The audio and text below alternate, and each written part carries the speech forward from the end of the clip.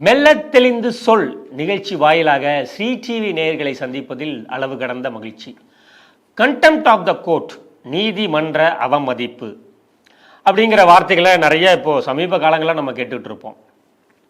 அதாவது இந்த contempt of the court அப்படிங்கிற ஒரு ஆக்டை 1971 அதை ஃப்ரேம் பண்ணுறாங்க. அப்படின்னா என்ன? நீதிமன்றம் இந்திய ஜனநாயகத்தின் ஒரு உச்சபட்ச அதிகாரம் கொண்ட நீதித்துறையை நிர்வகிக்கக்கூடிய ஒரு அமைப்பு. இதில் கிரிமினல் சிவில் அப்படின்னு 2 பிரிவுகள் இருக்குது. அதெல்லாம் நமக்கு தெரிஞ்சது தான். இப்போது நீதிமன்றம் ஒரு உத்தரவை பிறப்பிக்குது அப்படின்னா அதை அரசோ அரசு அதிகாரிகளோ உடனடியாக அதை அமல்படுத்த வேண்டும். அதுதான். அப்படி அமல்படுத்தாத பட்சத்தில் காலம் தாழ்த்தப்படுகிறது அப்படிங்கிற போது, அதாவது கேட்கல, அவங்க பேச்சை கேட்கல, இவங்க என்ன சொல்றது நான் என்ன கேட்கறது அப்படிங்கிற மனப்போக்கில் இருக்கக்கூடியதை நீதிமன்ற அவமதிப்பு அப்படின்னு சொல்றாங்க. அப்போ என்ன பண்றாங்க, நீதிமன்றத்தை அவமதிச்சிருச்சு அப்படின்னு சொல்லிட்டு ஒரு வழக்கும் நாம தொடர்க்கலாம். இப்போ இந்த தமிழக அரசை பொறுத்த வரைக்கும் இந்த 4.5 ஆண்டுகள் ஆகிறது திமுக அரசு பதவியேற்று பல்வேறு வழக்குகளில் நீதிமன்ற அவமதிப்பு, அதாவது இந்த கண்டெம்ட் ஆஃப் த கோர்ட் மறுபடியும் நடந்துகிட்டே இருக்கு.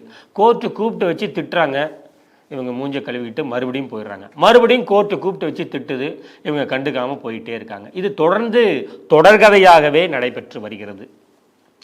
இப்போ இது சம்பந்தமா பேசலாமே. அப்போ எவ்வளோ contempt of the court cases இருக்கு அப்படின்னு உச்ச நீதிமன்றத்தில் எவ்வளோ இருக்குன்னு ஒரு டேட்டாவை சர்ச் பண்ணேன். அதில் மார்ச் மாதம் முடிய 2025 1882 case contempt of the court case அங்கே இன்னும் பெண்டிங்கில் இருக்குது.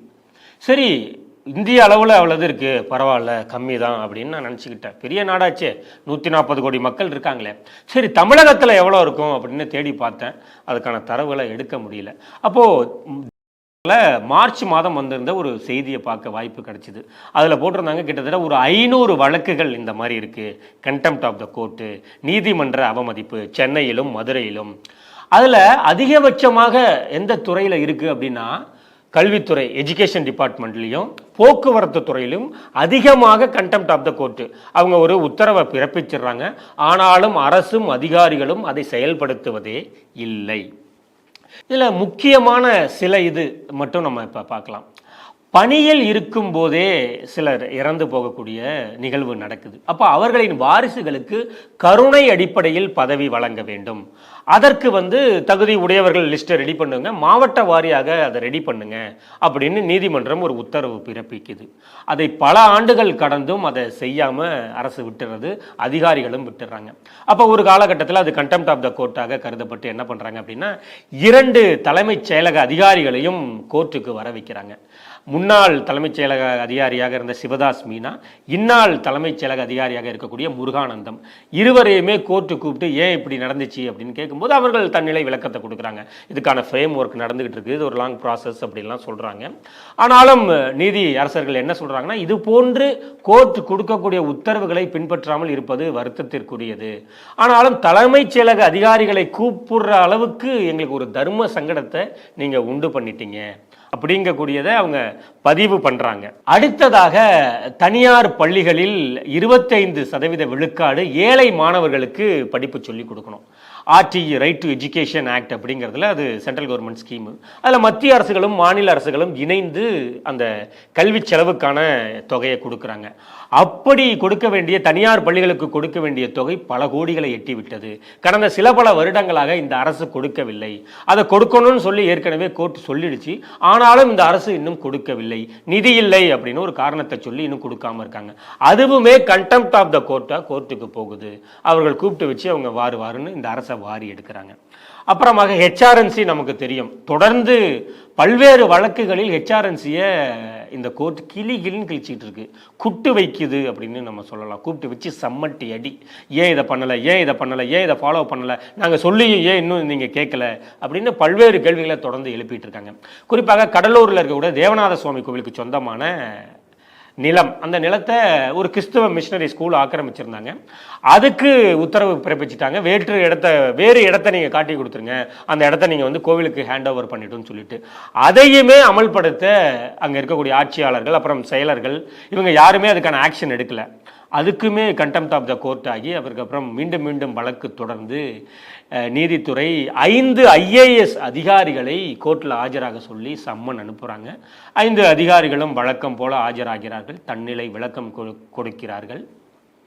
அதன் பிறகு நிபந்தனையற்ற மன்னிப்பு போயிடுறாங்க. அதோட அது முடிஞ்சிருது.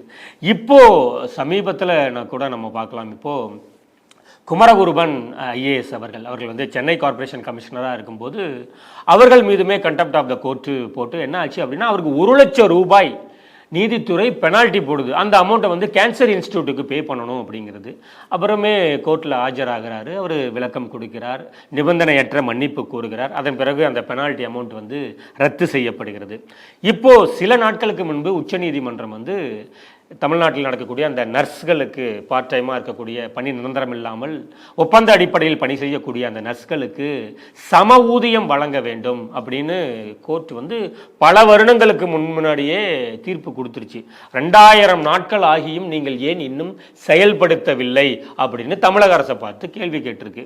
இதுக்கு முன்னாடி உள்ள அரசுக்குமே இது பொருந்தும் தான் சொல்கிறேன். 2000 நாட்கள் அப்படிங்கும்போது கிட்டத்தட்ட 5.5 வருஷமா நீதித்துறையின் அந்த உத்தரவை பின்பற்றுவதற்கு அரசு அதிகாரிகளும் சரி அரசுமே எந்த முன்னெடுப்புமே எடுக்கல. இதில் என்னதான் பிரச்சனை அப்படின்னு பார்க்கும்போது, ஏற்கனவே மே மாதத்தில் வந்த அந்த பத்திரிகை செய்தியில் நீதிமன்றம் என்ன சொல்லியிருக்குன்னா, அரசு அதாவது நீதிமன்றம் பிறப்பிக்கக்கூடிய உத்தரவுகளை தமிழக அரசும் தமிழக அரசு அதிகாரிகளும் ஒரு பொருட்டாகவே கருதுவதில்லை அப்படின்னு மனம் நொந்து போய் தான் இந்த விமர்சனத்தை வச்சிருப்பாங்கன்னு நான் நினைக்கிறேன். இப்போ இதில் என்ன, தமிழக அரசும் அரசின் அதிகாரிகளும் ஏன் இவ்வளவு அலட்சியம் காட்டுகிறார்கள்? இப்போ இதில் அவங்களுக்கு என்ன பிரச்சனை? இதனால் ஏற்படக்கூடிய கால விரயமும் அதன் பிறகு நிகழக்கூடிய அந்த செலவுகளுக்கும் இழப்புகளுக்கும் யார் பொறுப்பேற்பது? இப்போ இப்படி ஒரு சிஸ்டம் இருக்கு. சரி, இந்த சிஸ்டத்தை எப்படி கரெக்ட் பண்றது? நீதித்துறை ஒரு உத்தரவை பிறப்பிச்சிடுறாங்க. இது நீதித்துறை பிறப்பித்த உத்தரவினை செயல்படுத்துவதற்கு அப்படின்னு ஏதாவது ஒரு டிபார்ட்மெண்ட் இருக்கா அப்படின்னா இருக்கிற மாதிரி எங்களுக்கு எதுவும் தெரியல தேடி பார்த்த வரைக்கும். அப்போ இதை யார் தான் என்ன பண்றது? நீதித்துறையே ஒரு தனியாக ஒரு தமிழக அரசுக்கு சொல்லியோ இல்லை அரசிடமோ ஒரு சட்ட வரைவோ ஏற்படுத்தி இதுக்குன்னு ஒரு டிபார்ட்மெண்ட்டை ஃபார்ம் பண்ணணும். அதற்கு யார் தலைமை ஏற்பார்கள் அப்படிங்கக்கூடிய கேள்விகள்லாம் சரமாரியாக நமக்கே எழுகிறது. ஒரு சாமானியனாக நமக்கு உடைய எதிர்பார்ப்பு என்ன அப்படின்னா, இந்தியா ஒரு மிகப்பெரிய ஜனநாயக நாடு, சுதந்திரம் அடைந்து 75 ஆண்டு காலமாகிறது. பல்வேறு சீர்திருத்தங்களை தொடர்ந்து இந்திய அரசு முன்னெடுத்து வருகிறது. அதில் நீதித்துறையுமே வந்து பல்வேறு முன்னெடுப்புகளை இப்போ நிறைய டிஜிட்டல் மயமாக்கிட்டாங்க. கோர்ட்டெல்லாம் ஆன்லைன் வாயிலாகவே கோர்ட் நடைபெறுகிறது.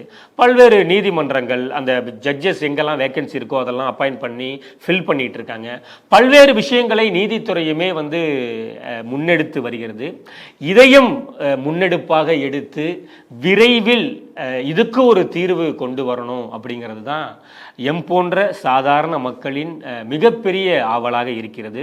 அந்த நாளும் வந்திடாதோ என்ற நம்பிக்கையோடு மீண்டும் ஒரு மெல்ல தெளிந்து சொல் நிகழ்ச்சியில் சந்திப்போம்.